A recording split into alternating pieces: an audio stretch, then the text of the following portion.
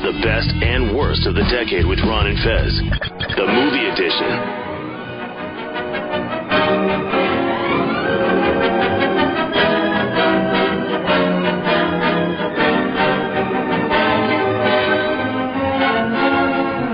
Hey everybody, it's Ron and Fez show, and the best and the worst of this last decade, or the decade that really we haven't come up with a name for yet. No, there was nothing that caught on. There was nothing that caught on in 10 years' time. The lost decade, I guess. We tried the zeros, the naughts, the singles.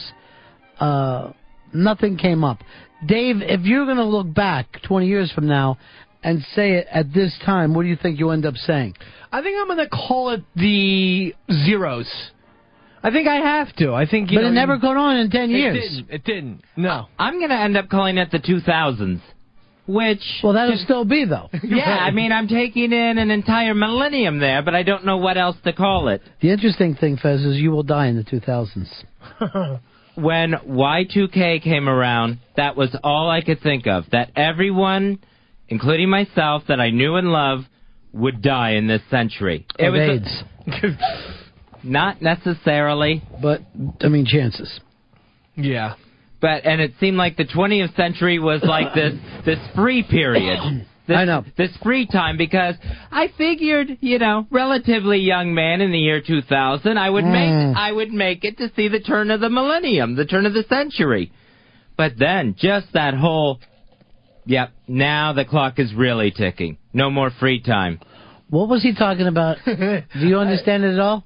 Did he wonder if he would make it to the turn of the... Yeah, I think he was thinking he was going to make it to 2000, but once it hit 2000, he realized his life will be over. Everything's up in the air then. He didn't realize in then 98 everything dies that I know. Well, here's the deal. For some reason, you look like Teddy Roosevelt. And really, there's no reason for it. It's just strange he wouldn't have thought of, his own mortality in 97. Are the best and the worst of every day, Fezzy, while we're out here on Christmas vacation, we're giving the listeners a brand new hour of the best and the worst of the last decade. What are the topics that we've decided? Today, of course, is going to be movies. Yep. Also, television of the past decade. We were also going to discuss music of the past decade, and technology, and some of the stuff from the Ron and Fez show from the past decade. All right, so as a matter of fact, it sounds like we're still putting this together.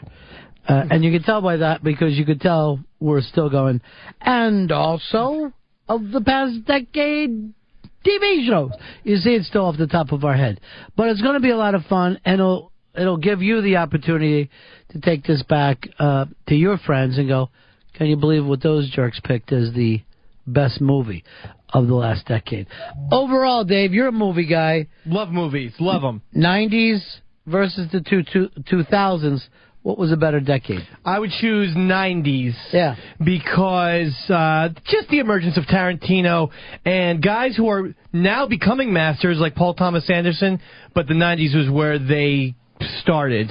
And it seemed like there was a lot more excitement, and almost seemed like there in the 90s, any young person can come out, make a kick-ass movie that'll change the way people talk, think, dress. Think about the young filmmakers between Tarantino, Kevin Smith, the Wes Anderson, and P.T. Andersons. Every year we got one. Every year we would have somebody new.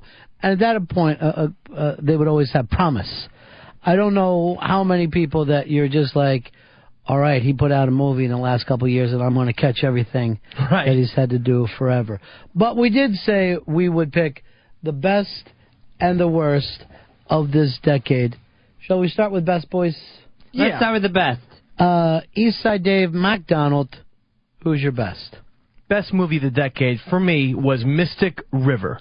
Mystic River. 2003 masterpiece delivered to us by the great Clint Eastwood. It featured Sean Penn, I think, at the top of his game, and I also thought Tim Robbins' best performance of his entire career, and he's had a great career, I loved the fact there was a mystery, but there was so much heart, and it left you thinking at the end. Great ending. And it left you thinking, well, not everything's wrapped up in a nice, neat little bow. Sean Penn might get away with it. Maybe he won't. I worship the film. Best movie of the decade. Love the acting in the film. I thought that the film itself took a little bit of a jump, like you said at the end, where the wife was so different than she was at the beginning of the film, and we saw no real reason for it.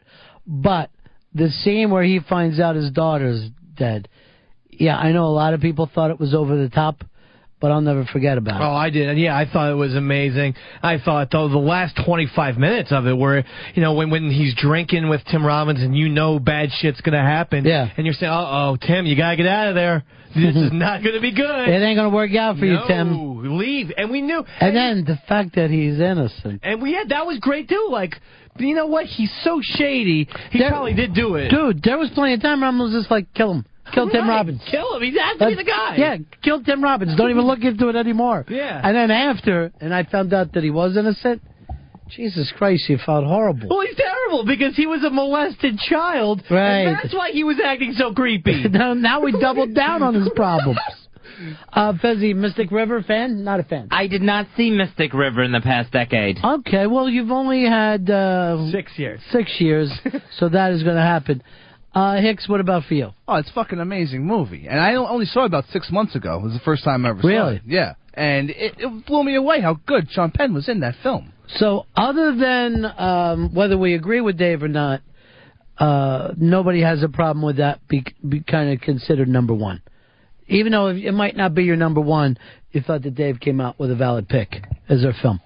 Yeah, I think so. I'm going to give him the argument chance that could be the number one film of the decade. Powerful Doesn't film. have my vote for number one, Okay. but it's not an embarrassment. You haven't run in here with some kind of Franklin movie that everybody would say, what are you doing? Yeah, not giving you Meatballs 5. Oh, Yeah. boy. Again, you mentioned the acting. I mean, Sean Penn, Tim Robbins, but everyone else. I mean, the Laura Linney and that other Catherine, whatever her name is, she was amazing. Just the acting is incredible. And Kevin Bacon actually was like really great. Kevin Bacon is a lot better than we always give him credit for. He's one of those guys. He's kind of like his generation's Jeff Bridges, right? Where the guy's kind of so solid, but some of the movies are good movies. Some of them are a little more silly that we just take them for granted. Let's go over to Professor Hicks now. He does have a doctorate in film.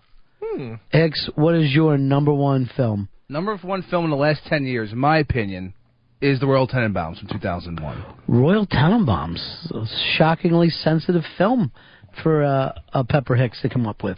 Although you could see why. Father Family. problems. Mother's dead. Yeah. Father's about to die. He's Owen Wilson living across the street. Doesn't have anything to hold on to.